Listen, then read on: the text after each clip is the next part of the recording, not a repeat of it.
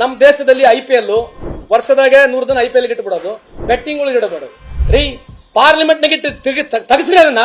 ಈ ದೇಶದಲ್ಲಿ ಪ್ರತಿ ಯುವಕ ಇವತ್ತು ಬೆಳಗ್ಗೆ ಎದ್ದು ಬರೀ ಬೆಟ್ಟಿಂಗ್ ನಾಗ ಇದಾನೆ. ಎಷ್ಟು ಜನ ಸಾಯ್ತಿದ್ದಾರೆ ಬೆಟ್ಟಿಂಗ್ ನಲ್ಲಿ. ಇದನ್ನ ಪ್ರಮೋಟ್ ಮಾಡೋದು. ಎಲ್ಲಿ ಪಾಪ್ಯುಲಾರಿಟಿ ಇದೆ, ಬಾಲಿವುಡ್ ಸೆಲೆಬ್ರಿಟಿಗಳು ಇದೇ ನಮ್ಮ ದೇಶದಲ್ಲಿ ಇರೋದು, ಬೇರೆ ಏನಿಲ್ಲ. ನೋಬೆಲ್ ಪ್ರೈಸ್ ವಿನ್ನರ್ ಯಾರು, ಪರಮವೀರ್ ಚಕ್ರ ವಿನ್ನರ್ ಯಾರು, ಏನಿಲ್ಲ. ಈ ದೇಶದಾಗ ಬರೀ ಇದೆ ರೀಲ್ಗಳು ನೋಡೋದು, ಚಪ್ಪಾಳೆ ಹೊಡ್ಕೊಂಡ್ ಕುಂದ್ರೋದು, ರೀಲ್ಗಳು ನೋಡೋದು, ಚಪ್ಪಾಳೆ ಹೊಡ್ಕೊಂಡ್ ಕುಂದ್ರೋದು. ಇಷ್ಟೇ ಬಿಟ್ರಿ ಈ ದೇಶ ಏನ್ ಉಳಿದೇ ಇಲ್ಲ ರೀ. ಯು ಟೆಸ್ಟ್ ಆಫ್ ನಮ್ ಇರ್ತಕ್ಕಂಥ ಯಂಗರ್ ಜನರೇಷನ್ IQ ಟೆಸ್ಟ್ ಮಾಡಿ ನೋಡ್ರಿ. ಯಾಕೆ ಗೊತ್ತಿಲ್ಲ IQ ಟೆಸ್ಟ್ ಅಂದ್ರೆ ಅವಕಾಶನೇ ಇಲ್ಲ ಯಂಗರ್ ಜನರೇಷನ್ಗೆ. ದಿನಾ ಬೆಳಿಗ್ಗೆ ಇದ್ರೆ ಟಿವಿ ತೋರಿಸ್ಬೇಕು ಅವರಿಗೆ, ರಾಂಗ್ ಇನ್ಫಾರ್ಮೇಶನ್ ಫೀಡ್ ಮಾಡೋದು, ಬ್ಯಾಡಲ್ ಇನ್ಫಾರ್ಮೇಶನ್ ಫೀಡ್ ಮಾಡಿ ಇಡೀ ದೇಶದ ಯುವ ಜನತೆಗೆ ಇವತ್ತು ಅಳ್ಳಾಡಿಸಿರ್ತಕ್ಕಂಥದ್ದು ಭಾರತ ಸರ್ಕಾರನೇ. ಇವತ್ತು ಎಷ್ಟು ಕೇಸಸ್ ಇದೆ ಗೊತ್ತಾ ನಿಮಗೆ? ದಿನ ಬೆಳಿಗ್ಗೆ ಏನ್ ಬರ್ತದೆ, ಫೋನ್ ಮಾಡಿದ್ರೆ ಏನ್ ಬರ್ತಮ್ಮ ರಿಂಗ್ ಟ್ಯೂನು, ಏನ್ ಬರ್ತದೆ ನಿಮಗೆ? ಮತ್ತೆ ಯಾಕೆ ಫೈಬರ್? ನೀವು ಬಹಳ ಬುದ್ಧಿವಂತರು ನೀವೇ.